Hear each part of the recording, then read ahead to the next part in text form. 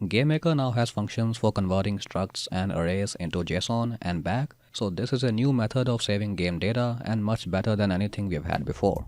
So what is JSON? Hey there, this is GameMaker Station, and in this video we're gonna learn all about JSON and using structs to create JSON data. The full form of JSON is JavaScript Object Notation. It's a format used to save data where you can have key value pairs in an object, which you might know as a struct in GameMaker, and you can also have a list of values stored in an array. So data stored in a JSON file is a combination of objects and arrays. This is an example of a JSON file, and you can see we have some properties in an object, then we have another object inside that object, where we also have an array, and that array is filled with more objects. So JSON is simply built around using objects and arrays to store data. Now previously GameMaker did have functions to create JSON data, but it worked very differently. Each object would have to be a DS map and each array would be a DS list. So you'd have to make this nested structure with maps and lists to create JSON data, and loading it back would also give you a bunch of maps and lists. Now if you are familiar with the GameMaker Studio 2.3.0 update, you know that structs were added to GML. These are very similar to JSON objects, as it's a group of key value pairs within these curly brackets, where we have the key name on the left hand side and the value on the right hand side. Structs, just like JSON objects, can store arrays, and arrays can also store structs. So this means that within GML you can now use structs and arrays to build your own JSON-like structure. But there was no way to convert that into an actual valid JSON string until the 2.3.1 update. It's in beta as of this video, but we now have two new functions, JSON Stringify and JSON Parse. These are similar to the Stringify and Parse functions present in JavaScript, and they allow you to convert your struct into a JSON string and back. So this means that you don't need to use DS maps and lists anymore for creating JSON data, because structs and arrays make the process much easier and faster. Let's now look at how we can use these functions in GameMaker. This video is sponsored by myself. I make GameMaker courses on Udemy, and you can check out my crafting course through the link in the description. There will be more info at the end of the video. Here we have a simple game with some pandas in a room, and you can click on them to reduce their health and destroy them. What we want is to save the state of these pandas and load it back using only structs and arrays. So let's go into the project and create a new object which will be the save manager. I'll go ahead and place it in the room. Now in the object I'm gonna add the create event. Here I'll create two methods. One will be for saving and the other will be for loading. Now before coding these functions, I wanna set up how they will be called. So I'm gonna add the step event. And here if the S key is pressed, I'll call the save function. And if the L key is pressed, I'll call the load function.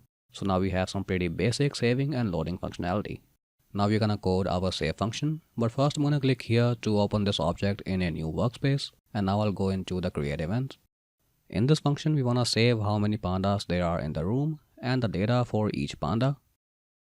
So let's begin by getting the number of pandas using the instance number function. Then we're gonna create our main root struct, which will be at the root of the JSON data. This struct will have the panda count and an array simply called pandas. This array will have as many elements as the panda count, so there's one element for each panda, and each element will be a struct with the properties of that panda. So now let's run a for loop going through each panda index, then finding the panda instance with that index using the instance find function. Then we create a new struct which stores the x, the y, and the HP of the panda in these variables, and store that struct in the pandas array in the root struct at the current index. So here we are basically going through each panda instance and creating a struct for it with these three variables. These structs are then stored in the pandas array. So this will be an array with a struct for each panda. Now our struct is ready, so we want to convert it into a JSON string. For that we're gonna use the JSON Stringify function. This will convert the root struct with all the arrays and structs inside it into a JSON string. So we have the JSON string here, which we can now save to a file. For that, I'll run my save string function, pass in the JSON string, the name of the file, and that will save the JSON string to this file.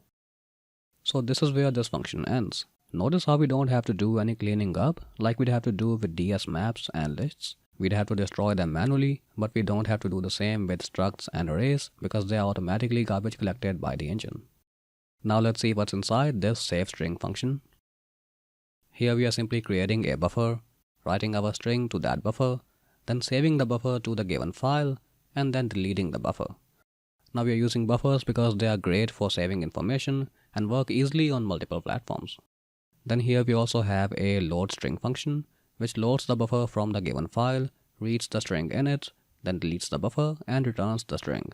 So we'll be using this later to load our save data. Now I'll run the game and destroy this panda and deplete the health of this one. Then I'll press the S key, which should save the data to our file. And before coding our load function, we're gonna take a look at that file. On Windows, we can access it by going into local app data and finding the folder with our project's name. There we'll see the file, which we can open with a text editor, and we can find our JSON string inside it. Now this can be hard to read because it's all in a single line, so I'll copy it and put it through a JSON beautifier. This is definitely more readable, and here we have our root struct or object, which has our panda count variable. Then we have the pandas variable, which is an array, and that array has a struct or object for each panda with the x, y, and hp variables. So you can see how our struct and array structure was nicely converted into JSON, and now we just need to load this. Let's go back into GameMaker and start coding our load function. And first of all, we're gonna check if our file doesn't exist, and in that case, the function will return, meaning that it will end or stop. But of course, if the file does exist, then the function will continue, and here it will load the JSON string using our loadString function. Then we're gonna convert that JSON string into a struct using the JSON parse function, which will give us our root struct. And now we can simply load our data from this struct. But before loading any pandas, we're gonna destroy the pandas that are already there in the room. So we're gonna recreate them based on the data in the structs.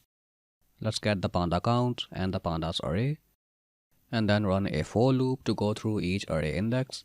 In the loop, we're gonna get the panda data struct stored in the array, and then we're gonna create a new panda instance at the x and y position that we got from the struct, and then we also set its HP from the same struct.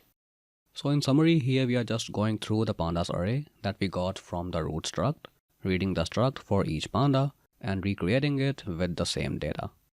Let's run the game now and test it. If you remember, this is the state that we saved.